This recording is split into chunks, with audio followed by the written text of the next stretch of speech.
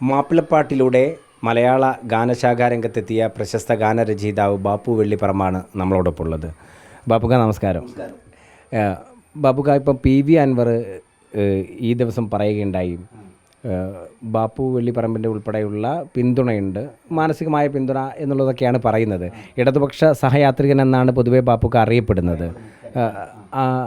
അൻവറിന് ഉള്ള പിന്തുണ ഏത് വിധത്തിലുള്ളതാണ്? അൻവർ 3-4 പ്രാവശ്യം എന്നെ വിളിച്ചിരുന്നു.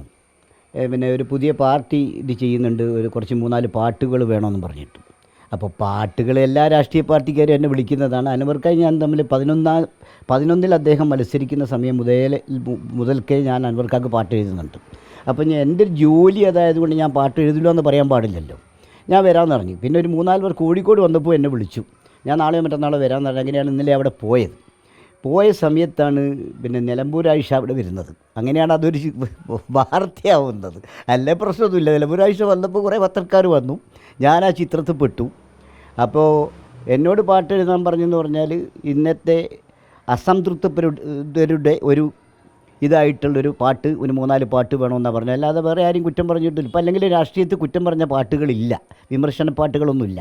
അപ്പം ഞാൻ ഈ പ്രാവശ്യം ഈ ഇലക്ഷനിൽ തന്നെ, രാകേഷിന് അറിയാമല്ലോ, ഞാൻ എല്ലാവർക്കും പാട്ട് എഴുതുന്നതാണ്. നമ്മുടെ ജോലിയും അതാണ്. അവരുടെ സ്റ്റേജിലും ഞാൻ പോവാറുണ്ട്. പിന്നെ പിന്തുണ എന്ന് പറഞ്ഞപ്പോൾ ഞാനൊരു തീവ്രവാദിയാണോ എന്ന് എനിക്ക് തോന്നുന്നുണ്ടോ എന്ന് ബാപ്പുക്കാന്ന് ചോദിച്ചിനോട്.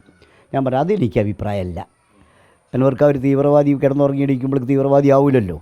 അത് അഭിപ്രായമൊന്നുമില്ല. ആ രീതിയിൽ തീവ്രവാദിയല്ല എന്നുള്ള രീതിയിലൊക്കെ എൻ്റെ പിന്തുണ ഉണ്ട്. പാർട്ടി ഉണ്ടാക്കിയ പിന്തുണയ്ക്കൊന്നും എന്നോട് അദ്ദേഹം ചോദിച്ചിട്ടുമില്ല.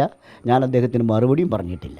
നമ്മളുടെ മനസ്സിൽ ഇടതുപക്ഷ മനസ്സാണ് ആയതുകൊണ്ടാണല്ലോ എന്നെ അൻവർക്കാന്ന് പാട്ട് എഴുതാൻ വിളിച്ചത്. പിന്നെ അതല്ലാത്തവരും എന്നെ വിളിക്കാറുണ്ട്. ഇപ്രാവശ്യം കേരളത്തിൽ ആകെ ജയിച്ച പിന്നെ സുരേഷ് ഗോപിക്ക് പാട്ട് എഴുതിയ ഞാനാ, എന്നെ നേരിട്ട് വിളിച്ച് ഏൽപ്പിച്ചതാണ്. അത് ജോലിയുടെ ഭാഗമാണ്. ഇപ്പം അൻവർ പാർട്ടിയുമായി മുന്നോട്ട് പോകാൻ തന്നെയുള്ള തീരുമാനത്തിലാണ്. പാട്ട് എഴുതാൻ പറഞ്ഞു. ഏത് തരത്തിലുള്ള എന്തൊക്കെ നിർദ്ദേശങ്ങളാണ് പാട്ട് എഴുതാൻ പറഞ്ഞിട്ടുള്ളത്? ഒരു വിമർശനവും വേണ്ടാന്നു, അസംതൃപ്തരുടെ ഒരു കാവലാളായിട്ട് ഞാൻ വരുന്നു എന്നുള്ളത് ഹൈലൈറ്റ് ചെയ്ത് പാട്ട് എഴുതി തരണം എന്നോട് പറഞ്ഞു.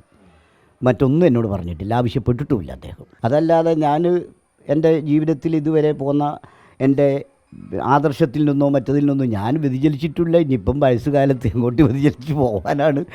ഇടതുപക്ഷത്തിനൊപ്പം തന്നെയാണ്. ഇടതുപക്ഷത്തിനൊപ്പം തന്നെ അല്ലാതെ വേറെ ആരെ കൂടെ നിൽക്കാൻ നമ്മൾ കഴിയില്ലല്ലോ. അത് ഇപ്പം ഏത് സമയം കൊണ്ട് അൻവറിൻ്റെ പാർട്ടിക്ക് പാട്ട് എഴുതി കൊടുക്കണമെന്നാണ് പറഞ്ഞിട്ടുള്ളത്? എന്നോട് അങ്ങനെ സമയം പറഞ്ഞില്ല. മിക്കവാറും ഇപ്പം മഞ്ചേരി സമ്മേളനം കഴിഞ്ഞിട്ട് മതിയാവുമെന്ന് തോന്നുന്നു. ഞാൻ ഇന്ന് വിളിച്ചിട്ടുമില്ല. പിന്നെ ഇന്നിപ്പം ബഹളത്തോടുള്ള ബഹളമാണല്ലോ. എനിക്കും ധാരാളം ഫോൺസുകൾ അങ്ങനെ കാണുന്നു ഇങ്ങനെ കാണുന്നു എന്നൊക്കെ പറഞ്ഞ് വന്നിരുന്നു. എത്ര പാട്ടാണ്? ഒരു പാട്ടാണോ പറഞ്ഞിട്ടുള്ളത്? 4-5 പാട്ട് വേണം, 4-5 പാട്ട് വേണം. അത് കഴിഞ്ഞിട്ട് പിന്നെ എങ്ങനെ നോക്കിയിട്ട് പിന്നെ കുറച്ചും കൂടി പാട്ടൊക്കെ വേണം. പാട്ട് എഴുതണ്ടെന്ന് എന്നോട് പറഞ്ഞിട്ട് കാര്യമില്ലല്ലോ. എനിക്ക് വേറെ ഒരു മാർഗ്ഗവും ഇല്ലല്ലോ, വേറെ ജീവിക്കണ്ടേ. ഏതായാലും അൻവറിൻ്റെ പാട്ട് ഒരുങ്ങുന്നുണ്ട്. അത് രാഷ്ട്രീയ പാർട്ടിക്ക് ശക്തമായ പിന്തുണ നൽകുന്ന പാട്ടായിരിക്കും എന്നുള്ളതിൽ സംശയം വേണ്ട. ഏതായാലും 3-4 പാട്ടുകൾ ബാപ്പുക്കായുടെ കയ്യിൽ നിന്നും നമുക്ക് കിട്ടും, കേൾക്കാം. എങ്ങനെ ഉണ്ടായിരിക്കും ഈ പാട്ടുകളെന്നും അറിയാം. വീഡിയോ ജേർണലിസ്റ്റ് KV മഹേഷ് കുമാറിനൊപ്പം MM രാഗേഷ്, റിപ്പോർട്ടർ, കോഴിക്കോട്.